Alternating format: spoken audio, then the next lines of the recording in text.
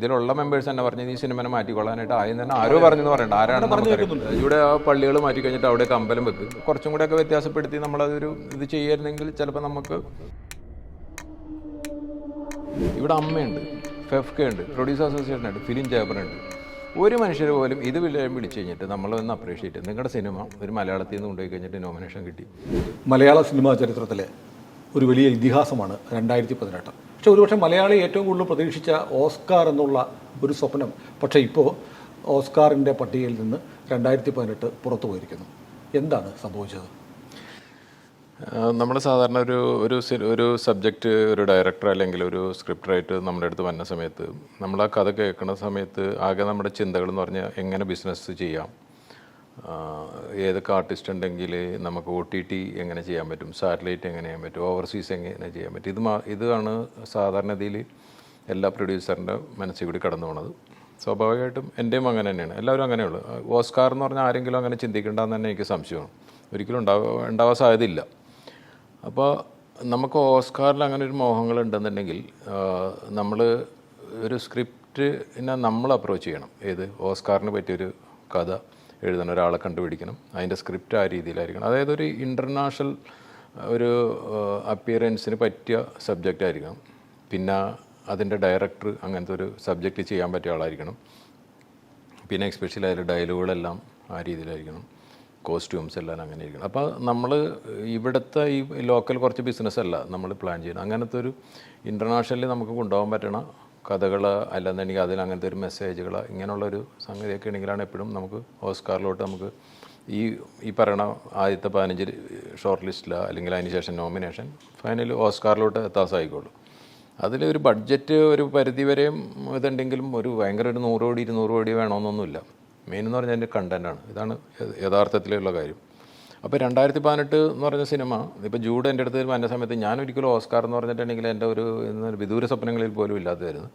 പക്ഷേ ഈ ഓസ്കാറിലോട്ടുള്ള മോഹങ്ങൾ നമുക്ക് വന്നെന്ന് പറഞ്ഞിട്ടുണ്ടെങ്കിൽ നമ്മൾ ഒട്ടും പ്രതീക്ഷിക്കാത്ത രീതിയിൽ ഇന്ത്യ എന്നറിയാമല്ലോ, ഒരു വർഷം ഒരു 1000+ സിനിമകൾ വന്നതാണ്. അതിൽ നിന്ന് അവർ ഷോർട്ട് ലിസ്റ്റ് ചെയ്ത് കഴിഞ്ഞിട്ട് 22 സിനിമകളാണ് വന്നത്. 22 സിനിമകളിൽ നിന്നാണ് ഒരു സിനിമ നോമിനേറ്റ് ചെയ്യുന്നത്. അപ്പോൾ ഇന്ത്യയിൽ എന്ന് പറഞ്ഞിട്ടുണ്ടെങ്കിൽ നമുക്കറിയാം പല രീതിയിലും നമുക്കറിയില്ല, പറഞ്ഞു കേട്ടിട്ടുണ്ട് പല രീതിയിലുള്ള ഇൻഫ്ലുവൻസ് വരാറുണ്ട്, ഇൻഫ്ലുവൻസ് ചെയ്യാറുണ്ട് ഓരോ സിനിമകളെ സെലക്ട് ചെയ്യാനൊക്കെ. അപ്പോൾ അതുകൊണ്ട് ഞാനിതിൻ്റെ ഒന്നിനും പുറകെ പോയിട്ടില്ല. നമ്മൾ ഏകദേശം 1,20,000 രൂപയാണ് അവരുടെ ഫീസ് ഓൺലൈനിൽ അടച്ച് നമ്മൾ ജസ്റ്റ് അപ്ലൈ ചെയ്ത്, അതെ, രജിസ്ട്രേഷൻ ഫീസ്. ഇത് മാത്രമാണ് നമ്മൾ ചെയ്താക്കുന്ന പ്രോസസ്സ്.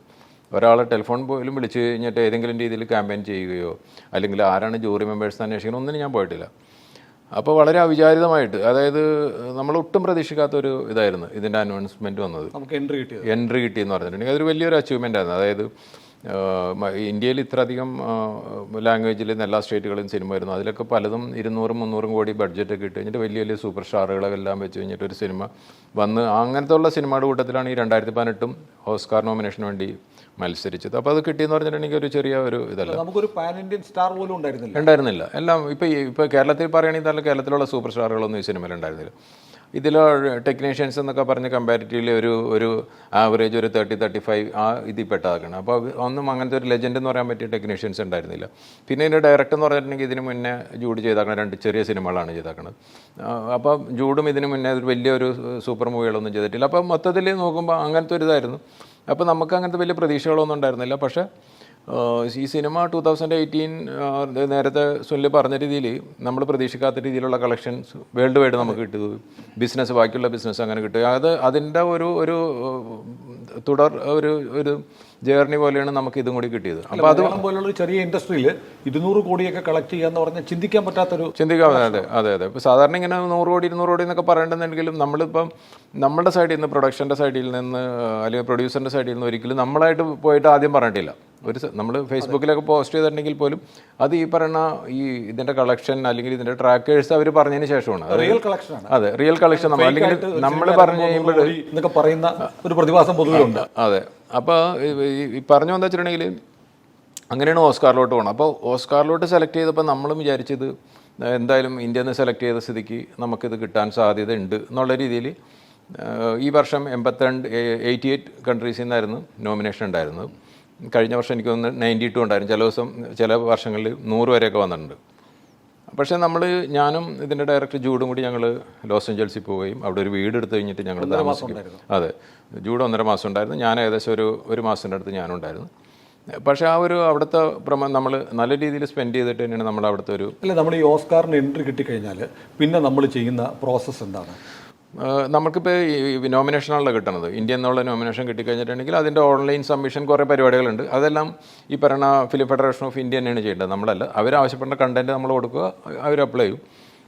അത് കഴിഞ്ഞ് കഴിഞ്ഞിട്ടുണ്ടെങ്കിൽ ഇത് ഈ പറയുന്ന എല്ലാ വർഷങ്ങളിലും ഡിസംബർ 21 ഇതിൻ്റെ ഫസ്റ്റ് ഷോർട്ട് ലിസ്റ്റ് ചെയ്തത്. അതായത് 88 മൂവികൾ ഈ വർഷം ഉണ്ടായിരുന്നു. അതിൽ നിന്ന് 15 മൂവികളിൽ സെലക്ട് ചെയ്തിട്ടുള്ള ഷോർട്ട് ലിസ്റ്റ് ചെയ്യണമെന്ന് പറഞ്ഞാൽ 15-ാം തീയതിയാണ് വരുന്നത്. ഡിസംബർ 21-ാം തീയതിയാണ് എല്ലാ വർഷവും അനൗൺസ്മെൻറ്റ് വന്നത്. അത് കഴിഞ്ഞ് കഴിഞ്ഞിട്ടുണ്ടെങ്കിൽ ഏപ്രിൽ 23-ാം തീയതി 23rd നോമിനേഷൻ, അതായത് 5 മൂവികൾ സെലക്ട് ചെയ്തിട്ടുള്ള വരുന്നത്. ഇത് കഴിഞ്ഞ് കഴിഞ്ഞിട്ട് മാർച്ച് 10th ഓസ്കാർ വേദിയിൽ വെച്ച് കഴിഞ്ഞിട്ട് ഈ 5 എണ്ണത്തിൽ നിന്നും ഒരാളെ സെലക്ട് ചെയ്യണത് ഒരു മൂവിക്ക്. ഇതാണ് അതിൻ്റെ പ്രോസസ്സ്. അപ്പോൾ ഇതെല്ലാം വോട്ടിങ്ങിൽ കൂടിയാണ് ചെയ്യണത്. അപ്പോൾ ഇതിൽ വേറെ എന്തെങ്കിലും ഒരു അഡ്ജസ്റ്റ്മെൻ്റ് ഒന്നും നടക്കണില്ല. ഇതിൻ്റെ വോട്ടർമാരെന്ന് പറഞ്ഞിട്ടുണ്ടെങ്കിൽ ലോകത്ത് എല്ലാ രാജ്യങ്ങളിലുള്ള ഫേമസ് ആയിട്ടുള്ള ആക്ടേഴ്സ്, അല്ലെന്നുണ്ടെങ്കിൽ ഫിലിമിൽ ഏതെങ്കിലും രീതിയിൽ വർക്ക് ചെയ്താക്കുന്ന ടെക്നീഷ്യൻസ്, പ്രൊഡ്യൂസേഴ്സ്, ഇങ്ങനെ അല്ലെന്നുണ്ടെങ്കിൽ ഏതെങ്കിലുമൊക്കെ VFXൻ്റെ കമ്പനികളുണ്ടാവും. അതായത് സിനിമയായിട്ട് ബന്ധപ്പെട്ട് കിടക്കുന്ന ഏതെങ്കിലുമൊക്കെ മേഖലകളിൽ വളരെ ഫേമസ് ആയിട്ടുള്ള ആൾക്കാരെ അവർ സെലക്ട് ചെയ്യുകയാണ്. ഈ ഓസ്കാർ കമ്മിറ്റി സെലക്ട് ചെയ്താൽ. അതായത് പിന്നെ അതുകൂടാതെ തന്നെ എല്ലാ വർഷവും ഏതെങ്കിലും ഓസ്കാർ അവാർഡ് കിട്ടുന്ന എല്ലാവരും ലൈഫ് ടൈം ഇതിൽ മെമ്പേഴ്സാണ്. അപ്പോൾ ഇത് ഇങ്ങനത്തെ എല്ലാവരും കൂടി ചേർന്ന് കഴിഞ്ഞിട്ട് ഏകദേശം ഒരു 9,000-ഓളം ഓസ്കാർ മെമ്പേഴ്സ് ഉണ്ട്, 9,000+ ഉണ്ട്.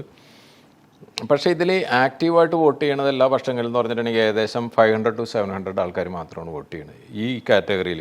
അതിനുള്ളൊരു കാര്യം എന്താ വെച്ചിട്ടുണ്ടെങ്കിൽ, ഒന്ന് ഈ പറയുന്ന 9,000 ഇതുണ്ടെങ്കിലും അവർ ഓപ്റ്റ് ചെയ്യണം. അതായത് ഞാൻ ഈ പ്രാവശ്യം ഈ പറയുന്ന best international feature film vote ചെയ്യാനായിട്ട് ഞാൻ റെഡിയാണെന്ന് പറഞ്ഞിട്ട് ഇത് അവർക്കൊരു ഇതുണ്ട്, ഇവരുടെ പ്ലാറ്റ്ഫോം ഉണ്ട് ഓസ്കാറിൻ്റെ. അതിൽ അവർ എൻട്രി ചെയ്ത് കഴിഞ്ഞിട്ടുണ്ടെങ്കിൽ ഈ ഒരു 12 മൂവിയെങ്കിലും ചുരുങ്ങിയത് കണ്ടോളണമെന്നുണ്ട്. ഫുൾ മൂവി കണ്ടു കഴിഞ്ഞിട്ടുണ്ടെങ്കിലാണ് ഈ പറയുന്ന ഓസ്കാർ സെലക്ഷൻ്റെ ബട്ടൺ ഓൺ ആവുള്ളൂ. അപ്പോൾ അതൊരു വലിയ പ്രോസസ്സാണ്. എന്ന് വെച്ചിട്ടുണ്ടെങ്കിൽ ഈ മെമ്പേഴ്സ് ആവണമെന്ന് പറഞ്ഞാൽ ഏതെങ്കിലും ഇപ്പം നമ്മുടെ ഇന്ത്യയിൽ നിന്ന് തന്നെയെന്ന് പറഞ്ഞിട്ടുണ്ടെങ്കിൽ ഇപ്പോൾ ഷാറൂഖ് ഖാൻ, അല്ലെങ്കിൽ സൽമാൻ ഖാൻ, ദീപിക പദുക്കോൺ, പിന്നെ ആക്ടർ സൂര്യ, ഇങ്ങനെ കുറേ ഫേമസ് ആൾക്കാരാണ്. ഇവർക്കൊക്കെ 12 സിനിമയൊക്കെ കാണാൻ പറ്റുമെന്ന് എനിക്കറിയില്ല.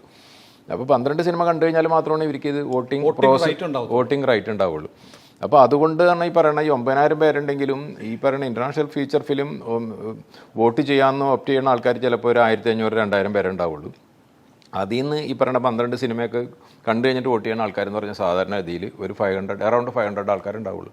അപ്പോൾ ഇതിലെ ഭൂരിഭാഗം ആൾക്കാരെന്ന് പറഞ്ഞിട്ടുണ്ടെങ്കിൽ ലോസ് ഏഞ്ചൽസിലോ അല്ലെങ്കിൽ ന്യൂയോർക്കിലോ ലണ്ടനിലാണ് ആൾക്കാരുള്ളത്. അതായത് സിനിമയിൽ ആക്റ്റീവായിട്ട് നിൽക്കുകയും റിട്ടയർ ചെയ്യുകയും എന്നാൽ ഇപ്പോഴും സിനിമയുടെ കൂടെ ഒരു ജേർണി ചെയ്യുന്ന ആൾക്കാരാണ്. അപ്പോൾ ഇവരുടെ മുന്നിലോട്ട് ഒരു വിസിബിലിറ്റി ഉണ്ടാക്കുക. അതായത് ഇവിടെ നിന്ന് നോമിനേറ്റ് ചെയ്ത മൂവിക്ക് അടുത്ത സ്റ്റെപ്പ് എന്ന് പറഞ്ഞിട്ടുണ്ടെങ്കിൽ ഇവരൊക്കെ ഈ സിനിമ എന്താണെന്ന് അറിയിക്കുക. ഈ പറയുന്ന ആൾക്കാർ എല്ലാവരും ഒരു അത്യാവശ്യം ഒരു ഏജായുള്ള ആൾക്കാരൊക്കെ ആയിരിക്കുള്ളൂ, കൂടുതലും, എല്ലാവരും അല്ല കൂടുതലും. അപ്പോൾ അതിന് വേണ്ടി അവിടെ പ്രൊമോഷൻ ഉണ്ട്. പല അവർക്ക് വേണ്ടി നമ്മൾ ഷോ വെക്കും. അവിടെ പല ഹോട്ടലുകളിലും പല തിയേറ്ററുകളിലും ഷോ മാത്രമല്ല, അതിൻ്റെ കൂടെ ഫുഡ് ഉണ്ടാവും, ബാക്കിയുള്ള ഇതൊക്കെ ഉണ്ടാവും. എന്ന് വെച്ചാൽ അവരെ അട്രാക്ട് ചെയ്യാനായിട്ട് വെച്ചിട്ടുണ്ടെങ്കിൽ ഒരു ദിവസം തന്നെ എന്ന് പറഞ്ഞിട്ടുണ്ടെങ്കിൽ ചില ഒരു 10 വേദികളിൽ പല സിനിമകളായിട്ട് ഉണ്ടാവുമായിരിക്കും. അപ്പോൾ അതിൽ ഇപ്പോൾ ഒരു നല്ലൊരു 5 സ്റ്റാർ ഹോട്ടലിൽ നല്ലതെന്ന് പറയുമ്പോൾ അവർക്ക് നോർമലി അവിടെ വരാനുണ്ടാവും. പിന്നെ ഈ PR നമ്മൾ ഏൽപ്പിക്കുന്നു പറഞ്ഞിട്ടുണ്ടെങ്കിൽ അവർക്ക് ഇവരുടെ അടുത്ത് ഏതെങ്കിലുമൊക്കെ റിലേഷൻ ഉണ്ടാവും, ഏതെങ്കിലുമൊക്കെ രീതിയിലുള്ള കണക്ഷൻ ഉണ്ടാവും. അപ്പോൾ അതൊക്കെ ഉപയോഗപ്പെടുത്തി കഴിഞ്ഞിട്ട് അവരെ ഇൻവൈറ്റ് ചെയ്ത് കൊണ്ടുവന്ന് കഴിഞ്ഞിട്ട് നമ്മളുടെ സിനിമ അവർ തിയേറ്ററിൽ നിന്ന് കാണുകയാണ്. അപ്പോൾ എൻ്റെ ലാംഗ്വേജ് ഏതായിരിക്കും, ഏത് ഭാഷയിലായിരിക്കും? ഇപ്പം മലയാളം ഉണ്ടെന്നെങ്കിൽ അത് മലയാളം തന്നെ ആയിരിക്കുള്ളൂ. അങ്ങനെയാണ് ഓസ്കാറിൽ ചെയ്യാൻ പറ്റുള്ളൂ. നമ്മളത് ഡബ് ചെയ്തിട്ട് ചെയ്യാൻ പറ്റില്ല. പക്ഷേ എല്ലാത്തിലും സബ് ടൈറ്റിൽ ഉണ്ടാവും, ഇംഗ്ലീഷ് സബ് ടൈറ്റിൽ മസ്റ്റാണ്. അപ്പോൾ ഇതാണ് പ്രോസസ്സ്. അപ്പോൾ ഈ 88 സിനിമകൾ എന്ന് പറഞ്ഞിട്ടുണ്ടെങ്കിൽ ഈ വനയിൽ ഒരു 50% മാത്രമുള്ള ആക്റ്റീവായിട്ട് ഇതിൽ പാർട്ടിസിപ്പേറ്റ് ചെയ്യണം. അതായത് ഇപ്പോൾ ഒരു 40 സിനിമ ഉണ്ടെന്നുണ്ടെങ്കിൽ പോലും അതിലൊരു നല്ല പെർസെൻറ്റേജ് എന്ന് പറഞ്ഞു കഴിഞ്ഞാൽ യഥാർത്ഥത്തിൽ ഇത് ഓസ്കാർ മേടിക്കണമെന്നും പറഞ്ഞിട്ട് വന്ന ആൾക്കാരാണ്, സ്പെൻഡ് ചെയ്ത് തന്നതാണ്. ഞാൻ ആദ്യം പറഞ്ഞ പോലെ കഥ കേൾക്കുമ്പോൾ തുടങ്ങി ഓസ്കാർ എന്ന് പറഞ്ഞ കാര്യങ്ങൾക്ക് വേണ്ടി വന്നാൽ അതിനുവേണ്ടിയുള്ള ഡയറക്ടറായിരിക്കും. ഇതിന് മുന്നേ ഓസ്കാർ കിട്ടിയോ അല്ലെങ്കിൽ നോമിനേഷൻ കിട്ടുകയോ ചെയ്ത ഡയറക്ടേഴ്സ് ആയിരിക്കുള്ളൂ. പിന്നെ ഒരു മിക്ക സിനിമകളും തിയേറ്ററിൽ റിലീസായിട്ടുണ്ടാവില്ല. അവർ ചെയ്യണമെന്ന് വെച്ചിട്ടുണ്ടെങ്കിൽ സിനിമ കംപ്ലീറ്റ് ആയി കഴിഞ്ഞിട്ടുണ്ടെങ്കിൽ ഈ പറയുന്ന കാൻ ഫെസ്റ്റിവൽ തുടങ്ങി ഇഷ്ടംപോലെ വേൾഡിലെ ഫിലിം ഫെസ്റ്റിവലൊക്കെ ഉണ്ട്. എന്ന് വെച്ചിട്ടുണ്ടെങ്കിൽ സാധാരണ ഇതിൽ ഓസ്കാറാണ് ഏറ്റവും ലാസ്റ്റ് ഇയർ ഇന്ത്യയിൽ വന്നത്. അപ്പോൾ അതിന് മുന്നേ ആയിട്ട് എല്ലാ ഫിലിം ഫെസ്റ്റിവലിലേക്ക് കൊണ്ടുപോവുകയും ആ സിനിമ ആ രീതിയിൽ തന്നെ അതിൻ്റെ വിസിബിലിറ്റി ഭയങ്കരമായിട്ട് മെമ്പേഴ്സിൻ്റെ ഇടയിൽ വന്നിട്ടുണ്ട്. ഇവർ സ്ഥിരമായിട്ട് നോക്കിക്കൊണ്ടിരിക്കുന്നു. അപ്പോൾ അവർ ഈസി പ്രോസസ്സാണ്. പിന്നെ ഇതിന് മുന്നേ എന്ന് പറഞ്ഞിട്ടുണ്ടെങ്കിൽ ഒരു 10-20 ടീമുകളുണ്ട് ഇതിനെ പ്രഡിക്ഷൻ, നമ്മുടെ ഇവിടെ ഒക്കെ ചെയ്യണ പോലെ ഇതിനെപ്പറ്റി പ്രെഡിക്റ്റ് ചെയ്യണ ആൾക്കാർ. അപ്പോൾ അതിൽ സ്ഥിരമായിട്ട് ഇങ്ങനെ ന്യൂസ് വന്നുകൊണ്ടിരിക്കുക, ഇത് ഈ സിനിമ ഈ വർഷം ഓസ്കാർ കിട്ടും, അല്ലെങ്കിൽ ഇത് നോമിനേഷനിൽ വരും, ഇത് 15 വരും എന്നൊക്കെ പറയാം. അത് മെമ്പേഴ്സും കണ്ടുകൊണ്ടിരിക്കുകയാണ്. അപ്പോൾ അവരും അത് കുറച്ചൊരു ഇൻഫ്ലുവൻസ്ഡ് ആവും അത്. അപ്പോൾ അതൊക്കെയാണ് കാര്യങ്ങൾ. അപ്പം ഈ പറഞ്ഞത് എനിക്ക് തോന്നിയത് നമ്മൾ ഓർഗാനിക് ആയിട്ട് വന്നതാണ് എൻട്രി ലിസ്റ്റ് കിട്ടിയത്. ബാക്കിയുള്ളതെല്ലാം പ്രീ പ്ലാൻഡ് ആയിട്ട് താരങ്ങളെ സ്ക്രിപ്റ്റ് ഉണ്ടാക്കി ഡയറക്ടറെ വെച്ച് വരികയാണ്. അപ്പോൾ ശരിക്കും നമുക്കൊരു ഓസ്കാർ കിട്ടി, അത്രേ ഉള്ളൂ. നമ്മൾ നമുക്ക് ഫീൽ ചെയ്യും. അല്ല, നമുക്ക് ഇന്ത്യയിൽ ഇതിപ്പോൾ ഈ വന്നാക്കണം മൊത്തം രാജ്യങ്ങളിലെ ജനസംഖ്യ എടുത്തു കഴിഞ്ഞിട്ടുണ്ടെങ്കിലും അതിനേക്കാൾ കൂടുതൽ ജനസംഖ്യയുള്ള ഒരു രാജ്യത്തു നിന്നാണ് നമ്മൾ ഇത് വന്നാക്കണം. എന്ന് വെച്ചിട്ടുണ്ടെങ്കിൽ ചൈന ഒന്നും ഒരിക്കലും ഇതിലത്ര ഒരു നമ്മൾ പ്രീ പ്ലാൻ ചെയ്യാതെ ഓർഗാനിക് ആയിട്ട് തന്നെയാണ്. അതെ, നമ്മൾ ഒരിക്കലും ചിന്തിച്ചിട്ടില്ല. ഫലത്തിൽ നമുക്കൊരു ഓസ്കാർ കിട്ടുന്നതിന് തുല്യമാണ് അത് കിട്ടി. അപ്പോൾ ഫ്യൂച്ചറിൽ ഒരു ഓസ്കാർ ഇതുണ്ടെന്നുണ്ടെങ്കിൽ ഇപ്പോൾ ഈ സിനിമ തന്നെ എന്ന് പറഞ്ഞിട്ടുണ്ടെങ്കിൽ നമ്മൾ കുറച്ചും കൂടെയൊക്കെ വ്യത്യാസപ്പെടുത്തി നമ്മളതൊരു ഇത് ചെയ്യായിരുന്നെങ്കിൽ ചിലപ്പോൾ നമുക്ക് ഇപ്പോൾ ഓസ്കാർ കിട്ടിയില്ലെങ്കിലും ചിലപ്പോൾ നമ്മളൊരു നോമിനേഷൻ 5 വരാനായിട്ട് വളരെ എന്താ വെച്ചിട്ടുണ്ടെങ്കിൽ ഇതിനൊരു നല്ലൊരു മെസ്സേജ് ഉണ്ട്, ഒരു കൂട്ടായ്മയുടെ ജനങ്ങളുടെ ഒരു കൂട്ടായ്മയുടെ ഇതുണ്ട്. പിന്നെ ഈ പറയുന്ന ഇപ്പോഴത്തെ ഏറ്റവും വലിയ പ്രശ്നമുള്ള ഗ്ലോബൽ വാർമിംഗ്, ക്ലൈമറ്റ് ചേഞ്ച് എന്നൊക്കെ പറഞ്ഞു. അപ്പോൾ അതിൻ്റെ ഒരു ചെറിയ റിലേഷനിൽ വന്നിട്ടുണ്ട്. അതായത് ഇങ്ങനത്തെ സാധനം ലോകത്ത് സംഭവിക്കുന്നതുകൊണ്ടാണ് ഈ പറയുന്ന നിർത്താതെയുള്ള മഴ വരികയും ഈ ഡാമുകൾ നിറയുകയും ഈ പറയുന്ന രീതിയിൽ ഡാം തുറന്നു വിടുകയുണ്ടായി വരികയും ഇത്ര വെള്ളപ്പൊക്കം ഉണ്ടായെന്ന് പറഞ്ഞാൽ അതിൻ്റെ ഒരു ബൈ പ്രൊഡക്റ്റ് പോലെയാണ്. അപ്പോൾ അതെല്ലാം കൂടിയാണ് നമ്മൾ ഏതായാലും നമ്മുടെ സിനിമ കുറേ ആളുകൾ ലോക സിനിമയുമായി ബന്ധപ്പെട്ട കുറേ ആളുകൾ കണ്ടു കഴിഞ്ഞു. അപ്പോൾ അങ്ങനെ ആ സിനിമ കണ്ടിട്ടുള്ള ആളുകളുടെ അനുഭവം എങ്ങനെയായിരുന്നു? അല്ല, ഇത് നമ്മളിപ്പോൾ ഈ സാധാരണ ഞാൻ നേരത്തെ പറഞ്ഞല്ലോ ഓസ്കാർ മെമ്പേഴ്സിനെ കൊണ്ടുപോയി കാണിക്കുക, അതാണ് അതിൻ്റെ ഒരു സ്ഥിരമായിട്ട് സംഭവിച്ചുകൊണ്ടിരിക്കുന്നത്. അപ്പോൾ അതിൽ നിന്നൊക്കെ മാറിക്കഴിഞ്ഞിട്ട് ഞാനും ചൂടും കൂടി ചെയ്തു കഴിഞ്ഞിട്ടുണ്ടെങ്കിൽ അമേരിക്കയിൽ പല യൂണിവേഴ്സിറ്റികളും നമ്മൾ ഈ സിനിമ കൊണ്ടുപോയി കാണിച്ചിരുന്നു. ഇപ്പം അതെ, ഇപ്പം യൂണിവേഴ്സിറ്റി ഓഫ് മിസൂറിയിൽ നമ്മൾ കാണിച്ചിട്ടുണ്ടായിരുന്നു, പിന്നെ യൂണിവേഴ്സിറ്റി ഓഫ് കൊളംബിയയിലുണ്ടായിരുന്നു. അപ്പോൾ അവിടെ കാണിക്കുന്ന പറഞ്ഞു കഴിഞ്ഞാൽ ഓസ്കാറായിട്ട് ബന്ധമൊന്നുമില്ല, പക്ഷേ അവരിങ്ങനത്തെ ഒരു സിനിമയാണ് ഈ പറയുന്ന രീതിയിൽ ഒരു ഈ പറയുന്ന ക്ലൈമറ്റ് ഇതൊക്കെ ആയിട്ട് ബന്ധപ്പെട്ടതെന്ന് പറയുമ്പോൾ അവിടെയൊക്കെ ഇതിൻ്റെ ഡിപ്പാർട്ട്മെൻറ്റുകളൊക്കെ ഉണ്ടല്ലോ. അപ്പോൾ അവർക്കൊക്കെ കണ്ടു കഴിഞ്ഞിട്ടെന്ന് പറഞ്ഞിട്ടുണ്ടെങ്കിൽ അവർ ആ സിനിമയെന്ന് പറഞ്ഞിട്ടുണ്ടെങ്കിൽ ഇനി അവർക്ക് അതിൻ്റെ ഒരു കോപ്പി കൊടുക്കുക, അതായത് സ്റ്റുഡൻസിനൊക്കെ ഇനി ഫ്യൂച്ചറിൽ കാണിക്കാൻ വേണ്ടി ഇങ്ങനെയൊക്കെ വന്നു കഴിഞ്ഞിട്ടും അവർ ഉദ്ദേശം എന്ന് പറഞ്ഞിട്ടുണ്ടെങ്കിൽ ഇതാണ് ഈ പറയണ ഒരു ജനങ്ങളുടെ ഒരു കൂട്ടായ്മ. അതായത് നമ്മുടെ സിനിമയിൽ നമ്മളിപ്പോൾ ഒരു പോലീസോ അല്ലെങ്കിൽ പട്ടാളോ വന്നു കഴിഞ്ഞിട്ട് ജനങ്ങളെ രക്ഷപ്പെടുത്തണതല്ല കാണിച്ചാക്കണം. അതിപ്പോൾ ഇന്ത്യയിലെ കേരളത്തിൽ നിന്നല്ല, എനിക്ക് തോന്നുന്നത് ലോകത്ത് ഓരോരുത്തർ ശ്രമിക്കുന്നത് എന്ന് വെച്ചിട്ടുണ്ടെങ്കിൽ ലക്ഷക്കണക്കിന് ജനങ്ങൾ രക്ഷപ്പെടാൻ വേണ്ടി ശ്രമിക്കുമ്പോൾ ഒരു ചെറിയ ഫോഴ്സ് ആയിരിക്കുള്ളൂ, പോലീസായാലും ഫയർ ഫോഴ്സ് ആയിരിക്കും, ഏത് രാജ്യത്തും. അതിപ്പോൾ കേരളത്തിൻ്റെ കുറ്റമൊന്നും അല്ലെങ്കിൽ നമ്മൾ വേറെ ഒന്നുമല്ല. അപ്പോൾ നമ്മളൊരു സഹായത്തിന് വേണ്ടി ഈ പറയണ ഗവൺമെൻറ് ഓഫീസേഴ്സ് അല്ലെങ്കിൽ എല്ലാവരും വിചാരിക്കണം അത് അവർ വന്നിട്ട് രക്ഷപ്പെടുത്തട്ടെ, എൻ്റെ ജോലിയല്ലെന്ന് വിചാരിച്ചു കഴിഞ്ഞിട്ടുണ്ടെങ്കിൽ ഇവിടെ സംഭവിക്കാൻ വേണ്ടെന്ന് പറഞ്ഞിട്ടുണ്ടെങ്കിൽ ആ കാഷ്വാലിറ്റി എന്ന് പറഞ്ഞാൽ ഭയങ്കരമായിരിക്കും. എനിക്ക് തോന്നുന്നത് എൻ്റെ അറിവിൽ എന്ന് പറഞ്ഞാൽ 400-500 പേരിൽ നമ്മളത് കൺട്രോൾ ചെയ്ത്. ഈ വെള്ളപ്പൊക്കം എഫക്റ്റ് ചെയ്താക്കുന്നത് ഏകദേശം 5 മില്യൺ 50 ലക്ഷം ജനങ്ങളെങ്കിലും ഉണ്ടാവും ഈ 3 ഡിസ്ട്രിക്റ്റായിട്ട്. അപ്പോൾ ഇത്തരം ജനങ്ങൾ വിചാരിക്കുകയാണ് ഈ പറയണ ഇതിൽ രക്ഷപ്പെടുത്താൻ വന്ന ഫിഷർമാൻ ആയാലും ബാക്കിയുള്ളവർ വിചാരിക്കുകയാണ് നമ്മുടെ ജോലിയല്ലേ, ഇത് ഗവൺമെൻറ് തന്നെ ചെയ്തോട്ടെ, പോലീസ് വരട്ടെ അല്ലെങ്കിൽ ഫയർഫോഴ്സ് വരട്ടെ, നേവി വരട്ടെ, ഈ എത്ര ആയിരക്കണക്കിനും 10,000-കണക്കിന് ആൾക്കാർ മരണപ്പെട്ടെ. അപ്പോൾ ഇവർക്കൊക്കെ ഇതിനോടൊരു അട്രാക്ഷൻ അതാണ്. സാധാരണക്കാർ ജനങ്ങൾ ഇറങ്ങിയാണ്, ഇതിൽ വേറെ ഇതൊന്നുമല്ല. ഇവിടെ ഇറങ്ങിയെന്ന് പറയുന്ന സാധനമാണ്. ഇപ്പോൾ ഈ സിനിമയ്ക്ക് വന്നാക്കണ ഒരു നെഗറ്റീവ് അതാണ്, എവിടെ ഇതിൽ ഫയർഫോഴ്സ്, എവിടെ ഇത് പോലീസ് എന്നൊക്കെ പറഞ്ഞ് അവരെ കാണിക്കാന്ന് പറഞ്ഞു. അതെ, അപ്പോൾ ശരിക്കും നമ്മൾ അത് ഉണ്ട്, അത് ഇല്ലെന്നൊന്നും നമ്മൾ പറയണില്ല. പക്ഷേ ജനങ്ങളുടെ ഒരു മുന്നേറ്റം കൊണ്ട് മാത്രമാണ്. ഈ പറഞ്ഞ ഫയർഫോഴ്സിന്റെയും പോലീസിന്റെയും ഒക്കെ ജോലിയാണിത്, ജനങ്ങളുടെ ജോലിയല്ല, ഒരിക്കലല്ല ജനങ്ങൾ. അപ്പോൾ അതാണ് അതെ അതെ, നമ്മളതാണ്. മറ്റേന്ന് പറഞ്ഞാൽ അണ്ടർസ്റ്റുഡ് ആണ്, നമുക്കിപ്പോൾ എല്ലാം കൂടി കാണിക്കാൻ പറ്റില്ല. ഇതിലെന്താണ്, അതായത് ഒരു ജീവിത എന്താണ് മാർഗമാണ് അവരുടെ ഈ ബോട്ട് കടലിൽ കൊണ്ടുപോയി കഴിഞ്ഞിട്ട് അവർ ഭയങ്കര എന്താണ് അത്ര ഇതിലാണ് അവർ സൂക്ഷിക്കുന്നത്. ഇപ്പോൾ ഒരു ഓട്ടോറിക്ഷ ഓടിക്കണം, അവനെന്താണ് അവൻ്റെ ജീവിതം എന്ന് പറഞ്ഞാൽ ഓട്ടോറിക്ഷയാണ്, അത് ഓടിച്ച് ഇതാണ്. അപ്പോൾ അവനത് വേറെ എന്തെങ്കിലും നശിച്ചു കഴിഞ്ഞിട്ടുണ്ടെങ്കിൽ അവൻ്റെ വീട്ടിൽ പട്ടിണി. ഇതേപോലെ തന്നെയാണ് ഇവർ ഈ സാധനം കൊണ്ട് കടലിൽ പോയി മീൻ മേടിച്ച് ഇവിടെ കൊണ്ടുവന്ന് വിറ്റ് കഴിഞ്ഞിട്ടുണ്ടെങ്കിൽ മാത്രമാണ് അവിടെ കാര്യങ്ങൾ അടങ്ങാറ്. അപ്പോൾ അത്ര റിസ്ക് എടുത്തു കഴിഞ്ഞിട്ട്, പ്രത്യേകിച്ച് ഈ ആഴം കുറഞ്ഞ സ്ഥലത്തൊക്കെ ഇങ്ങനത്തെ ബോട്ടുകൾ വന്ന് അതിൻ്റെ അടിയൊക്കെ അടിച്ചു കഴിഞ്ഞിട്ടുണ്ടെങ്കിൽ അത് നശിച്ചു. ഇതെല്ലാം അറിഞ്ഞു കഴിഞ്ഞിട്ട് പോലും അവർ വന്നെന്ന് പറഞ്ഞിട്ടുണ്ടെങ്കിൽ അവരുടെ ആ മനസ്സിൻ്റെ ഒരു ഇതാണ്, അങ്ങനെ ഒരു കൂട്ടായ്മയാണ്. അപ്പം നമ്മൾ അതാണ് കാണിക്കാൻ ശ്രമിച്ചത് ഈ സിനിമ. എനിക്ക് തോന്നുന്നു ഈ മലയാളം എന്ന് പറയുന്ന ഒരു ഭാഷയുണ്ടെന്നും അവിടെ ഒരു സിനിമയുണ്ടെന്നും അവിടെ ഓസ്കാറോളം എത്താൻ പറ്റുന്ന സിനിമകൾ മേക്ക് ചെയ്യാൻ പറ്റുന്ന ആളുകളുണ്ടെന്നും പിന്നെ ഇങ്ങനെ ഒരു വലിയ ജനകീയ കൂട്ടായ്മ, ഒരു ജനകീയ സംരംഭം പോലെ വന്നിട്ട് രക്ഷാപ്രവർത്തനം നടത്തുന്ന ഒരു സമൂഹം ഉണ്ടെന്നും ലോകത്തിന് മുന്നിൽ നമുക്ക് കാണിക്കാൻ പറ്റും. അതെ, കാണിക്കാൻ പറ്റും. അതിപ്പോൾ ഇതെന്ന് പറഞ്ഞ ഒരു മെസ്സേജ് എന്ന് പറഞ്ഞാൽ എന്താ വെച്ചിട്ടുണ്ടെങ്കിൽ ഈ ലോകത്ത് ഇതേപോലെ ഓരോ ദുരന്തങ്ങൾ നടക്കുന്ന വെള്ളപ്പൊക്കം മാത്രമല്ല, ചിലപ്പോൾ അത് ഭൂമിയിലൊക്കെ ആയിരിക്കാം, ചിലപ്പോൾ കാട്ടുതീ ആയിരിക്കാം, അല്ലെന്നുണ്ടെങ്കിൽ ഈ പറയുന്ന സുനാമി ആയിരിക്കാം, എന്തെങ്കിലുമൊക്കെ ആയിട്ട് വന്നുകൊണ്ടിരിക്കണം. നമുക്കിപ്പോൾ എവിടെയാണ് വന്നതെന്ന് അറിയില്ല, പക്ഷേ സ്ഥിരമായിട്ട് വന്നുകൊണ്ടിരിപ്പുണ്ട്. അപ്പോൾ ഇത് കണ്ടു കഴിഞ്ഞിട്ടുണ്ടെങ്കിൽ ജനങ്ങൾക്കൊരു അവയർനെസ് ഉണ്ടാവും. ഈ പറയുന്ന ഗവൺമെൻറ്റിൻ്റെ കുറച്ച് നിസ്സാര വരലെണ്ണാവുന്ന ആൾക്കാരല്ല ഉദ്ദേശിക്കുന്നുണ്ട്. ഇതിൽ പെടാത്ത ആൾക്കാർ വന്നു കഴിഞ്ഞിട്ട് ബാക്കിയുള്ളവരെ രക്ഷപ്പെടുത്തുക. അതിപ്പോൾ ഗവൺമെൻറ് ജോലി വേണോ അല്ലെങ്കിൽ യൂണിഫോം വേണമെന്നൊന്നുമില്ല. അപ്പോൾ അങ്ങനത്തെ ഒരു ചെറുതായിട്ട് ഇപ്പോൾ എത്ര പേര് ശ്രദ്ധിക്കുമെന്ന് അറിയില്ല. ഇപ്പോൾ ഒരു 1000 പേര് സിനിമ കണ്ടു കഴിഞ്ഞിട്ട് ഒരാളെങ്കിലും അത് മനസ്സിൽ കയറി കഴിഞ്ഞിട്ടുണ്ടെങ്കിൽ അത്രയെങ്കിലും ആയല്ലോ. അല്ല, ഒരു വലിയ തമാശയുണ്ട്. ആളുകൾ തമാശയല്ല, ഗൗരവമുള്ള വിഷയം തന്നെയാണ്. സുനാമി വന്നപ്പോൾ അല്ലെങ്കിൽ പ്രളയം വന്നപ്പോൾ മലയാളി എല്ലാ വേർതിരിവുകളും മറന്നു. ജാതി മറന്നു, മതം മറന്നു, രാഷ്ട്രീയം ഉണ്ടായിരുന്നില്ല, ഒന്നും ഉണ്ടായിരുന്നില്ല. അതിനുശേഷം വീണ്ടും പഴയ പോലെ ആയി എന്ന് തമാശ പോലെ ചിലർ പറയാറുണ്ട്. അല്ല, അത് കറക്റ്റ് തന്നെയാണ്. അതായത് ഇപ്പം തന്നെ അറിയാമല്ലോ, നമ്മൾ ഇപ്പം ഇതിനു മുന്നേ ഞാൻ എടുത്ത സിനിമയാണ് മാളികപ്പുറം എന്ന് പറയുന്ന സിനിമ. ഇതാണെങ്കിലും അത്യാവശ്യം ഇവിടെ കളക്ട് ചെയ്യുകയും നല്ല രീതിയിൽ, ഞാൻ പറയുന്ന മാളികപ്പുറത്തിൻ്റെ കാര്യമാണ് പറയുന്നത്. എങ്കിലും നമുക്ക് പല സ്ഥലങ്ങളിൽ നിന്ന് വളരെയധികം വിമർശനം നേരിട്ടിട്ടുണ്ട് ഈ സിനിമ. ഇതിലൊരു സുനിൽ നേരത്തെ പറഞ്ഞ പോലെ നമ്മളിപ്പോൾ 200 കോടിയുടെ ഒരു ബിസിനസ് നടത്തി കഴിഞ്ഞിട്ടുണ്ടെങ്കിൽ പ്രൊഡ്യൂസർ ഉണ്ടാക്കണ ഏകദേശം അത്രയും പൈസ തന്നെയാണ് ഗവൺമെൻറ് ഉണ്ടാക്കുന്നത്. അതെ, മനസ്സിലല്ലേ? GST ആയിട്ട് അത് നമ്മളവിടെ ഒരു ചായ മേടിച്ചുകൊണ്ടെന്നുണ്ടെങ്കിൽ അതിന് പോലെ ഒരു ഹോട്ടലിൽ നിന്ന് മേടിച്ചുകൊണ്ടെങ്കിൽ ഒരു സഹായവും ചെയ്യാതെ കിട്ടുന്നതാണ്. അത് നമുക്ക് ഇപ്പോൾ തിയേറ്ററിൽ നിന്ന് നമുക്ക് ഇപ്പോഴും പൈസ പല ഇതിൽ നിന്ന് നമുക്ക് കുറച്ച് പൈസ കിട്ടാനുണ്ട്. പക്ഷേ അതിൻ്റെ എല്ലാം GST നമ്മൾ അടച്ചു കഴിഞ്ഞിട്ടുണ്ട്. മനസ്സിലായില്ലേ? ഇപ്പോൾ ഈ ആർട്ടിസ്റ്റുകൾ നമ്മൾ ഇത്ര പൈസ കൊടുത്തു കഴിഞ്ഞിട്ടുണ്ടെങ്കിൽ അതിൻ്റെ GST പോകുന്നുണ്ട്, എല്ലാത്തിൻ്റെയും കോസ്റ്റ്യൂം എല്ലാത്തിലും പോകുന്നുണ്ട്. അപ്പോൾ ഇതെല്ലാം കഴിഞ്ഞിട്ട് അപ്പോൾ ഗവൺമെൻറ് എന്ന് പറഞ്ഞിട്ടുണ്ടെങ്കിൽ ഒരു പാർട്ണർ പോലെയാണ്. ഇപ്പം നമ്മളൊരു സിനിമ എടുത്ത് ലോസ് വന്നു കഴിഞ്ഞിട്ടുണ്ടെങ്കിലും ഷൂട്ടിങ്ങിൻ്റെ പ്രോസസ്സും അല്ലെങ്കിൽ ആർട്ടിസ്റ്റിന് ടെക്നീഷ്യൻ എല്ലാം കൊടുക്കാൻ വേണ്ടി ഗവൺമെൻറ്റിൻ്റെ പൈസ കിട്ടിക്കഴിഞ്ഞിട്ടുണ്ട്. പ്രൊഡ്യൂസറിൻ്റെ പൈസയാണ് എപ്പോഴും പോയിക്കൊണ്ടിരിക്കുന്നത്. മാത്രം കിട്ടുന്ന ഒരു സൈലന്റ് പാർട്ണറാണ്. എന്നിട്ട് പോലും എന്ന് പറഞ്ഞിട്ടുണ്ടെങ്കിൽ പല രീതിയിൽ എന്ന് പറഞ്ഞിട്ടുണ്ടെങ്കിൽ നമ്മളുടെ അടുത്ത് ആ രീതിയിൽ, അതായത് ഏറ്റവും നമുക്ക് വിഷമമുണ്ടായെന്ന് പറഞ്ഞാൽ ഇപ്പം മാളികപ്പുറത്തിന് അവാർഡ് കിട്ടണമെന്ന് നമ്മൾ അതിനെപ്പറ്റി ചിന്തിക്കണില്ല. എന്ന് വെച്ചാൽ അതിൽ ഏതൊക്കെ ഡിപ്പാർട്ട്മെൻ്റ് ഉണ്ട്, അതിനേക്കാൾ അല്ലെങ്കിൽ മൊത്തം സിനിമ പോയി കഴിഞ്ഞാൽ അതിനൊരു നല്ല സിനിമകൾ ഉണ്ടായിരിക്കും. അപ്പോൾ അതുകൊണ്ട് നമ്മൾ ജഡ്ജസ് ഒരു തീരുമാനം എടുത്തു കഴിഞ്ഞിട്ട് നമ്മൾ അതിനെപ്പറ്റി പറയണത് ശരിയല്ല. പക്ഷേ നമ്മൾ അതിന് ശേഷം പലരും പറഞ്ഞു കേട്ടിരുന്നത് ആ വർഷം ഏറ്റവും കൂടുതൽ ആളുകൾ കണ്ട സിനിമയാണ്. പക്ഷേ എനിക്ക് അവാർഡിൻ്റെ ഇതിൽ അവരതൊന്നും കൺസിഡർ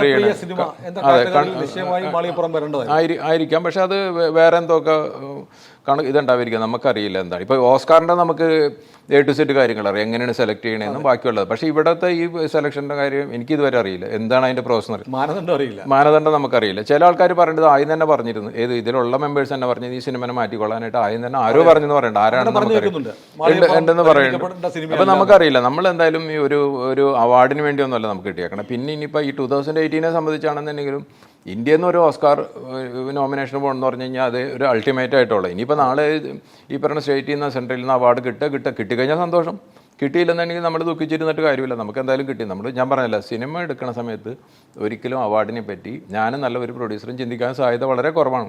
അങ്ങനെയാണെന്നുണ്ടെങ്കിൽ നമ്മൾ അതിനുള്ള വേറെ റൂട്ടുകൾ പിടിക്കണം. നമുക്കിപ്പോൾ അവാർഡല്ല, എങ്ങനെയെങ്കിലും ഇതിൽ നിന്ന് കാശുണ്ടാക്കാം. ഒരു പക്കാ ബിസിനസ്സായിട്ടാണ് ഞാൻ സിനിമനെ എപ്പോഴും കൺസിഡർ ചെയ്തുകൊണ്ടിരിക്കണം. അപ്പോൾ ഈ 2018 പറ്റി സംസാരിക്കേണ്ടതെന്നുണ്ടെങ്കിൽ നമുക്കിപ്പോൾ ഇതിന് ഓസ്കാർ നോമിനേഷൻ കിട്ടി. എൻ്റെ അറിവിൽ ഇപ്പം ഞാനിതിൻ്റെ ഒരു പ്രൊഡ്യൂസർ എന്നുള്ള രീതിയിൽ അല്ലെങ്കിൽ ഇതിൻ്റെ ഡയറക്ടർ എന്നുള്ള രീതിയിൽ ആരെങ്കിലും ഇതിനെ വിളിച്ച് കഴിഞ്ഞിട്ട് ഗവൺമെൻറ് ചെയ്യുന്ന ഇല്ലെന്നുണ്ടെങ്കിൽ ഇവിടെ സിനിമയുടെ അസോസിയേഷൻ ഉണ്ട്, ഇവിടെ അമ്മയുണ്ട്, ഫെഫ്ക ഉണ്ട്, പ്രൊഡ്യൂസർ അസോസിയേഷൻ ഉണ്ട്, ഫിലിം ചേംബറുണ്ട്. ഒരു മനുഷ്യർ പോലും ഇത് വിളിച്ച് കഴിഞ്ഞിട്ട് നമ്മളൊന്ന് അപ്രീഷിയേറ്റ് ചെയ്യും. നിങ്ങളുടെ സിനിമ ഒരു മലയാളത്തിൽ നിന്ന് കൊണ്ടുപോയി കഴിഞ്ഞിട്ട് നോമിനേഷൻ കിട്ടി, ഇല്ലെന്നുണ്ടെങ്കിൽ നിങ്ങൾ അവിടെ ചെന്ന് കഴിഞ്ഞിട്ട് ഓസ്കാറിൻ്റെ അവിടെ ചെന്ന് കഴിഞ്ഞിട്ട് ഈ മലയാള സിനിമയെ ഇത്രയധികം നമ്മൾ ഇവിടെ സ്പെൻഡ് ചെയ്യണമെന്ന് പറഞ്ഞു കഴിഞ്ഞാൽ മലയാള സിനിമ എന്ന് പറഞ്ഞിട്ടാണല്ലോ ചെയ്യുന്നത്. ഒരാൾക്കാർ പോലും നമ്മളെ വിളിച്ചിട്ടില്ലെന്നുള്ളതാണ്. എനിക്കറിയില്ല എന്താണെന്ന്. ഞാൻ ഒരു പ്രാവശ്യം ഇതിൻ്റെ കുറച്ച് ആൾക്കാരെ കണ്ടുകഴിഞ്ഞപ്പോൾ തമാശ രൂപേണ ഞാനൊരു കാര്യം പറഞ്ഞിരുന്നു. ഈ സിനിമയായിട്ട് ബന്ധപ്പെട്ട കുറച്ച് ആൾക്കാർ കണ്ടു കഴിഞ്ഞപ്പോൾ, അതായത് ഈ സിനിമയിൽ DGP ആയിട്ട് അഭിനയിച്ചേക്കുന്നത് 2018 ഒരു KR നായർ എന്ന് പറഞ്ഞ ക്രിക്കറ്റ് റൈറ്ററാണ്, ഫേമസ്, ഈ ദുബായിൽ അറിയപ്പെടുന്ന ഒരാളാണ്. പുള്ളിയാണ്, നിങ്ങൾ സുനിൽ കണ്ടിട്ടുണ്ടായിരിക്കും, ഈ മറ്റേ മുഖ്യമന്ത്രിയുടെ കൂടെ ഇരിക്കണം ഇതായിട്ട് ജനാർദ്ദൻ. അപ്പോൾ പുള്ളി എൻ്റെ അടുത്ത് പറഞ്ഞ കാര്യം ഞാൻ പറയണത്, ഓസ്കാർ നോമിനേഷൻ വന്ന് എല്ലാ മീഡിയയിലെല്ലാം വന്നിരിക്കണം ഒരാഴ്ച കഴിഞ്ഞപ്പോൾ പുള്ളി സ്ഥിരമായിട്ട് ദുബായിൽ നമ്മൾ ഹെയർ കട്ട് ഇതിൽ പോകുമ്പോൾ എന്ന് പറഞ്ഞാൽ അപ്പോയിൻമെൻറ്റ് എടുത്തിട്ട് വേണം പോകാനായിട്ട്. അപ്പോൾ പുള്ളി അവിടെ മുടി വെട്ടാൻ ചെന്ന് കഴിഞ്ഞപ്പോൾ അവിടെയുള്ള മുടി വെട്ടുന്ന ആൾക്കാർ ബാർബേഴ്സാണല്ലോ, ഇവർ പല സ്ഥലങ്ങളിൽ നിന്നുള്ള ഒരു കേക്കൊക്കെ മേടിച്ച് ഓസ്കാർ കിട്ടിയാക്കണേ, ബെസ്റ്റ് വിഷസ് ഫോർ ഓസ്കാർ എന്നൊക്കെ പറഞ്ഞിട്ട് ഒരു കേക്ക് പുള്ളിനെ കൊണ്ട് കട്ട് ചെയ്യിച്ചെന്ന് പറയുന്നത്. അപ്പം ഞാനിവരോട് ചോദിച്ചു, അതായത് അവിടെ ഏതോ രാജ്യത്തുള്ള ബാർബേഴ്സിന് ഉള്ള ഇത് ചിന്തകൾ പോലും അങ്ങനത്തെ ഒരു ഇത് പോലും നമുക്ക് ഇവിടുന്ന് കിട്ടിയില്ല എന്ന് ഞാൻ പറഞ്ഞു. ഇത് നമ്മളെ ശരിക്കും വിളിച്ച് അപ്രീഷിയേറ്റ് ചെയ്യുകയോ അല്ലെന്നുണ്ടെങ്കിൽ ഇപ്പോൾ ഈ പറയുന്ന ഡയറക്ടറെ വിളിച്ച് ആദരിക്കുകയോ എന്തെങ്കിലും ചെയ്യേണ്ടതല്ലേ? നമ്മളൊരു മലയാള സിനിമയല്ലേ. ഞാൻ പറയുന്നത് ഗവൺമെൻറ് സൈഡിൽ നിന്ന് പറയണം. അപ്പോൾ ഒരു സൈഡിൽ നിന്നും അതിലൊരു രാഷ്ട്രീയമോ വേറെ ഒന്നുമില്ല. എന്തുകൊണ്ടോ ഇതൊന്നും ആരുടെ കണ്ണി പെടണില്ല എന്നുള്ളതാണ് വാസ്തവം. അല്ല, നമ്മുടെ ആൾക്ക് ഇതിനൊന്നും നേരമില്ല. അതിൻ്റെ റവന്യൂ സൈഡ് മാത്രം മതി ഗവൺമെൻറ്. അങ്ങനെ സിനിമയ്ക്ക് വേണ്ടി ശരിക്കും സർക്കാർ എന്ത് പ്രോത്സാഹനമാണ് മലയാള സിനിമയ്ക്ക് ചെയ്യേണ്ടതാണ്? ഇപ്പോൾ വേറെ ഇന്ത്യ തന്നെ പല സ്റ്റേറ്റുകളിലും നോമിനേഷൻ കിട്ടിക്കഴിഞ്ഞിട്ടുണ്ടെങ്കിൽ ഗവൺമെൻറ് ഒരു ഫണ്ട് കൊടുക്കുന്നുണ്ട്, സ്റ്റേറ്റ് ഗവൺമെൻറ് ഒരു ഫണ്ട് കൊടുക്കുന്നുണ്ട്. വെച്ചിട്ടുണ്ടെങ്കിൽ പിന്നെ അങ്ങോട്ട് പോകണമെന്ന് പറഞ്ഞാൽ എല്ലാം പൈസ മുടക്കിയിട്ടുള്ളതാണല്ലോ ക്യാമ്പയിന് വേണ്ടി കൊടുക്കാന്ന് വെച്ചിട്ടുണ്ടെങ്കിൽ ഗവൺമെൻറ്റിൻ്റെ കയ്യിൽ ഇത്രയും കോടി വന്നിട്ടുണ്ട്. അതിൽ നിന്ന് എടുത്തു കഴിഞ്ഞിട്ട് ഒരു 50 ലക്ഷം കൊടുത്തു കഴിഞ്ഞിട്ട് ഇതിൻ്റെ ക്യാമ്പയിൻ, ഇത് മലയാളത്തിൽ നിന്ന് ഒരു സിനിമ ഈ പറയുന്ന നോമിനേഷൻ കിട്ടുകയോ ഓസ്കാർ കിട്ടുകയെന്ന് പറഞ്ഞാൽ ചെറിയ കാര്യമില്ല. അപ്പോൾ ഇവരെല്ലാവരും കൂടി സഹായിക്കണം. അല്ലെന്നുണ്ടെങ്കിൽ ഏതെങ്കിലും രീതിയിലൊരു പോസിറ്റീവായിട്ടുള്ള എന്തെങ്കിലും ഒരു ഇത് വേണ്ടതാണ്. അതൊന്നുമില്ല, ആരും ശ്രദ്ധിച്ചിട്ട് പോലും ഇല്ല എന്നുള്ളത്. 2018 പോലുള്ള ഒരു സിനിമയ്ക്ക് വേണമെങ്കിൽ ടാക്സ് ഇളവ് കൊടുക്കാമായിരുന്നു സർക്കാരിന്. അങ്ങനെയൊക്കെ ചെയ്യാം. കാരണം മലയാളി ഇതുപോലെ അനുഭവിച്ച ഒരു കാര്യമാണ് സിനിമയിലുള്ളത്. അല്ല, അതെന്താ വെച്ചിട്ടുണ്ടെങ്കിൽ ആൾക്കാർ നെഗറ്റീവ് കാര്യങ്ങൾ കണ്ടുപിടിക്കാനാണ്. ഇപ്പോൾ എൻ്റെ അടുത്ത് പല ആൾക്കാരും പറഞ്ഞു ഇത് ഒരു മതത്തിനെ മാത്രമാണ് ഇത് ഇതാക്കുന്നത്, നിങ്ങളതിൽ ഇങ്ങനെ ചെയ്ത് പള്ളിമണി അടിക്കുന്നത്. പിന്നെ അതിലെങ്കിൽ ഇതിൽ മുഖ്യമന്ത്രിയായിട്ട് ജനാർദ്ദനാണ്. അപ്പോൾ ജനാർദ്ദൻ കുറച്ച് അങ്ങനെയൊക്കെ പറഞ്ഞ് ഞാനതൊക്കെ കേട്ടപ്പോൾ അതിശയപ്പെട്ടു. നമ്മളങ്ങനെ പർപ്പസ്ലി നമ്മളങ്ങനെ ഒന്നും ചെയ്തിട്ടൊന്നുമില്ല. അതായത് ഏതൊരു മനുഷ്യൻ്റെ മനസ്സിലൊരു കഥ രൂപം കൊള്ളുന്നു, അതിനെ സ്ക്രിപ്റ്റ് ആകുന്നു, അതൊരു ഡയറക്ടർ അതിനെ ഡയറക്റ്റ് ചെയ്യുന്നു. അപ്പോൾ സ്ക്രിപ്റ്റ് ആയി കഴിഞ്ഞാൽ നമ്മുടെ അടുത്ത് വരുമ്പോൾ നമ്മളിതെല്ലാം കൂടി കേട്ട് കഴിഞ്ഞിട്ട് അതിൻ്റെ ഒരു ടോട്ടാലിറ്റിയിൽ എന്ത് ബിസിനസ്സിന് കിട്ടും, ഇത് മാത്രമാണ് നമ്മൾ ചിന്തകൾ. നമ്മൾ സാധാരണ ഇതിൽ ആരെങ്കിലും ഒരു വ്യക്തിഹത്യ നടത്തുന്നുണ്ടോ അല്ലെന്നുണ്ടെങ്കിൽ ഏതെങ്കിലും രാഷ്ട്രീയ പാർട്ടിന് ഏതെങ്കിലും മതത്തിന്, അത് ഞാൻ സാധാരണ നോക്കണമെന്ന് വെച്ചിട്ടുണ്ടെങ്കിൽ നമ്മൾ സമൂഹത്തിൽ ജീവിക്കുന്ന ഒരാളാണല്ലോ. ആ രീതിയിൽ അങ്ങനെയൊന്നും ഇല്ലാത്ത നമ്മൾ അല്ലാതെ ഇതിൽ ഇന്നതില്ലല്ലോ, ഇന്ന മതക്കാരും കൂടി ചേർക്കും, ഇന്ന ഈ പറയണ ഇന്ന ആൾക്കാർ കുറേ കൂടി സ്ട്രോങ് ആയിട്ട് ചെയ്യും എന്നൊക്കെ പറയുന്നത് എനിക്ക് കഴിഞ്ഞ കുറേ കാലമായിട്ട് മലയാളികൾക്ക് വന്നിരിക്കുന്ന ഒരു സ്വഭാവത്തിൻ്റെ ഒരു വൈകൃതമാണ്. എല്ലാത്തിലും മതവും ജാതിയും കാണും ആയിരിക്കും. ഇപ്പം ഇതിൽ ഇത്രയധികം പള്ളികൾ കാണിക്കുന്നുണ്ട്, അന്ന് അതിൽ അമ്പലങ്ങളില്ല. ഞാനപ്പോൾ അന്ന് പറയണമായിരുന്നല്ലോ, ഇവിടെ ആ പള്ളികൾ മാറ്റി കഴിഞ്ഞിട്ട് അവിടെയൊക്കെ അമ്പലം വെക്കും, അത് കഴിഞ്ഞിട്ട് അവിടെയൊക്കെ കാണിക്കുന്ന സമയത്ത് മറ്റേ ഇതായിരിക്കണം വേണ്ടത്. അങ്ങനെയൊക്കെ നമ്മളങ്ങനെ ഒന്നും ചിന്തിക്കണില്ല. അതുകൊണ്ട് നമ്മളത് അല്ലെന്നെനിക്ക് അതിലെടുത്താക്കണം ആർട്ടിസ്റ്റുകൾ ഇന്ന വേണം അല്ലെങ്കിൽ ടെക്നീഷ്യൻസ് വേണം എന്നൊന്നും. ഞാനൊരു പ്രൊഡ്യൂസർ എന്നുള്ള രീതിയിൽ ഇതൊരു രാഷ്ട്രീയമോ മതമോ ഇതൊന്നും ഞാൻ സിനിമ ഉണ്ടാക്കുകയാണ് അത്ര മാത്രമേ ഉള്ളൂ. പിന്നെ ഈ വിവാദങ്ങൾ ഉണ്ടാക്കുന്ന ചില ആർട്ടിസ്റ്റുകളൊക്കെ ഉണ്ട്. അപ്പോൾ അവരൊക്കെ ഞാൻ ആദ്യം തന്നെ അവർ ചോദിക്കുമല്ലോ ആർട്ടിസ്റ്റിൻ്റെ ഒരു ലിസ്റ്റൊക്കെ തരം ഉണ്ടെന്നുണ്ടെങ്കിൽ ഞാൻ പറയും ഇവർ വേണ്ട, അതിന് റീസണൊന്നുമില്ല, വേണ്ട, അത്ര തന്നെ പൈസ മുടക്കണമെന്നുള്ളത് ഇത് ചെയ്യണം. അപ്പോൾ അവരും പറയും ഓക്കെ ശരിയാണ്, അങ്ങനെയാണെങ്കിൽ മാറ്റാം. അങ്ങനെ സംഭവിക്കണ്ട. അല്ലാതെ എന്താ നമ്മൾ ഈ തലവേനായിട്ട് ഇതിൻ്റെ പുറകെ നടക്കണ്ടെന്നുള്ള ഇതായിരിക്കാം. അപ്പോൾ അങ്ങനെയൊക്കെ ചെയ്യാറുള്ളൂ. അല്ലാതെ ഒന്നും നമ്മൾ കയറി ഇടപെടണം തന്നെ ശരിയല്ല. അതാണ് എൻ്റെ ഒരു കാഴ്ചപ്പാട്. പുതിയ വർഷത്തിൽ എന്താണ് കാവ്യ ഫിലിംസിൻ്റെ പുതിയ പ്രൊജക്റ്റുകൾ? ഞാൻ പലരുമായിട്ട് ഇപ്പോൾ ഈ ഒരു ചെറിയൊരു കാലഘട്ടത്തിൽ സിനിമ പലരും എൻ്റെ അടുത്ത് സ്റ്റോറി പറയാനൊക്കെ വന്നപ്പോൾ ഞാൻ പറഞ്ഞില്ല സിനിമ അവസാനിപ്പിച്ച് ഇനി ചെയ്യണില്ല എന്നൊക്കെ പറഞ്ഞിട്ട് ഞാൻ ബൈ പറഞ്ഞൊക്കെ പോയെങ്കിലും വീണ്ടും ഞാൻ ആലോചിച്ചു എന്താ വെച്ചിട്ടുണ്ടെങ്കിൽ നമുക്ക് ഇത്രയധികം എക്സ്പീരിയൻസ് ആയി, നമുക്ക് അതിൻ്റെ ഒരു പ്രൊഡക്ഷൻ സെറ്റപ്പ് ഉണ്ട്, ഇതൊക്കെ ഉണ്ടായി കഴിഞ്ഞിട്ട് നമ്മൾ എന്തുകൊണ്ട് മാറി നിൽക്കുന്നു? Releasing company. അപ്പം നമ്മൾ ഈ ഒരു ന്യൂനപക്ഷത്തിനെ മാറ്റി കഴിഞ്ഞിട്ട് ഭൂരിപക്ഷം മാസമായിട്ട് നിൽപ്പുണ്ട്. നേരത്തെ പോലീസിൻ്റെ കാര്യം പറഞ്ഞ പോലെയാണ്, നമുക്ക് പറ്റാത്ത പോലീസുകാരെ മാറ്റി കഴിഞ്ഞിട്ട് മറ്റൊരു അതെ. അപ്പോൾ അങ്ങനെ ഡിസ്കഷൻ നടന്നുകൊണ്ടിരിക്കുകയാണ്. ചിലപ്പോൾ മനസ്സിൽ വിചാരിച്ച പോലെ കടന്നു കഴിഞ്ഞിട്ടുണ്ടെങ്കിൽ ഒരു അനൗൺസ്മെൻറ്റ് വരും. വലിയ അനൗൺസ്മെൻറ്റ് മീൻസ് 1000 കോടിയുടെ സിനിമ എന്നല്ല പറയണത്, ഏതെങ്കിലും രീതിയിൽ പ്രത്യേകത ഉള്ള സിനിമകൾ വരും. അത് തന്നെയാണ് നമ്മൾ ചെയ്തിട്ടുള്ള എല്ലാ സിനിമകളും ഏതെങ്കിലും തരത്തിൽ ഒരു പെക്യുലർ ആയിട്ടുള്ള സിനിമകളാണ് കാവ്യ ഫിലിംസ് മലയാളത്തിന് തന്നിട്ടുള്ളത്. ഏതായാലും 2024 മികച്ച മലയാള സിനിമകളുമായി കാവ്യ ഫിലിംസ് സജീവമാവട്ടെ. ABC മലയാളത്തിൻ്റെ എല്ലാ ആശംസകളും നേരുന്നു. Thank you. ഞങ്ങളുടെ പ്രേക്ഷകർക്ക് വേണ്ടി പുതുവർഷത്തിലുള്ള ഒരു സന്ദേശം കൂടി പറഞ്ഞാൽ നമുക്ക് ഈ സംസാരം അവസാനിപ്പിക്കാം. ഇഷ്ടംപോലെ ആൾക്കാർ ഈ പറയണ പല സ്ഥലങ്ങളിൽ നിന്ന് വന്നിട്ട് വളരെ ഇന്നസെൻ്റ് ആയിട്ടുള്ള ആൾക്കാർ വന്നു കഴിഞ്ഞിട്ട് ഇൻവെസ്റ്റ് ചെയ്തുകൊണ്ടേ ഇരിക്കുകയാണ് ഇതിൽ. അപ്പോൾ ഇങ്ങനെ ഒന്നും നോക്കാതെ കണ്ണടച്ച് വന്ന് ഇൻവെസ്റ്റ് ചെയ്ത് കഴിഞ്ഞിട്ട് പൈസ കളഞ്ഞ് ഇവിടുന്ന് പോണതാണ് ഭൂരിഭാഗം ആൾക്കാരും. അപ്പോൾ ഇത് മനസ്സിലാക്കി കഴിഞ്ഞിട്ട് ഈ സിനിമയിലോട്ട് ഇറങ്ങുന്ന സമയത്ത് ഞാൻ ഇതിൽ ആൾക്കാരെ പാഠം പഠിപ്പിക്കാൻ വേണ്ടി പറഞ്ഞ ഇൻ്റർവ്യൂ അല്ല, എങ്കിൽ കൂടി കുറേ കൂടി കാര്യങ്ങൾ മനസ്സിലാക്കി കഴിഞ്ഞിട്ട് എന്താണ് സിനിമയിൽ യഥാർത്ഥത്തിൽ സംഭവിക്കുന്നത്, എന്താണ് ഇതിൻ്റെ ബിസിനസ് പോസിബിലിറ്റീസ്, അല്ലെന്നുണ്ടെങ്കിൽ ഈ പറയുന്ന രീതിയിൽ ഡയറക്ടർമാർ, ഈ പറയുന്ന ആർട്ടിസ്റ്റുകൾ, അപ്പോൾ ഇവരെല്ലാം സെലക്ട് ചെയ്യുന്ന സമയത്തൊക്കെ കുറേയും കൂടി നമ്മൾ എന്താണ് പറയുന്നത് കാര്യങ്ങൾ മനസ്സിലാക്കി ചെയ്ത് കഴിഞ്ഞിട്ടുണ്ടെങ്കിൽ അവസാനം നാളെ ദുഃഖിക്കേണ്ടി വരില്ല. എന്ന് വെച്ചിട്ടുണ്ടെങ്കിൽ ഈ പറയണം നിങ്ങളായാലും ഞാനായാലും ഇവിടെ ഇരിക്കണം എല്ലാവരും എന്ന് പറഞ്ഞിട്ടുണ്ടെങ്കിൽ പൈസ ഉണ്ടാക്കുക എന്നുള്ളൊരു ഇതിലാണ് ഓടിക്കൊണ്ടിരിക്കും. പൈസയും കൊണ്ട് എല്ലാനായി എന്ന് പറയുന്നത്, പക്ഷേ മിക്ക കാര്യത്തിലും പൈസ വേണം, അതാണ് വാസ്തവം. അപ്പോൾ അങ്ങനെ അധ്വാനിച്ചുണ്ടാക്കുന്ന പൈസ കൊണ്ടുപോയിട്ട് വെറുതെ ഒരു 4-5 മാസവും കൊണ്ട് കളഞ്ഞ് ഇവിടുന്ന് വിളിച്ച് പോണേക്കാൾ കുറേയും കൂടി തയ്യാറെടുപ്പോടുകൂടി വന്നിട്ട് സിനിമ ചെയ്യണമെന്നാണ് എനിക്ക് ഒരു ചെറിയ, ഇപ്പോൾ ബാക്കിയുള്ള ഇവിടുത്തെ പ്രൊഡ്യൂസേഴ്സൊക്കെ ആയിട്ട് നോക്കുമ്പോൾ പറഞ്ഞാൽ ഞാൻ നത്തിങ്, ഞാനൊരു ചെറിയ ഇതാണ്. അപ്പോൾ പക്ഷേ ഏറ്റവും ചെറുതാണെങ്കിലും നമുക്കൊരു എക്സ്പീരിയൻസ് ഉണ്ടാവുമല്ലോ. അപ്പോൾ ആ എക്സ്പീരിയൻസിൽ നിന്ന് എനിക്ക് പറയാനുള്ളത് അതാണ്. ഏതായാലും 2024 എല്ലാ വിധത്തിലും കാവ്യ ഫിലിംസിനും വേണു കുന്നപ്പള്ളിക്കും പുതിയ പുതിയ വിജയങ്ങൾ സമ്മാനിക്കട്ടെ. Okay, thank you. എന്തായാലും ഇവിടെ കാണാൻ പറ്റി, ഇത് നിങ്ങൾ വന്നിട്ട് ഇൻ്റർവ്യൂ നടത്തിയാലും പിന്നെ അതേപോലെ തന്നെ ABC നിങ്ങളുടെ ചാനൽ എനിക്കറിയാം ഇത്തരം മില്യൺ കണക്കിന് ആൾക്കാർ കാണുന്നതാണ്. അപ്പോൾ വളരെയധികം സന്തോഷം നമ്മളുടെ അടുത്ത് ഇങ്ങനെ കുറച്ച് ടൈം സ്പെൻഡ് ചെയ്തതിൽ. Happy new year. Happy new year. കൂടുതൽ വാർത്തകളും വിശേഷങ്ങളും നിങ്ങളിലേക്ക് എത്താൻ ABC മലയാളം സബ്സ്ക്രൈബ് ചെയ്യുക, ബെൽ ബട്ടണും അമർത്തുക.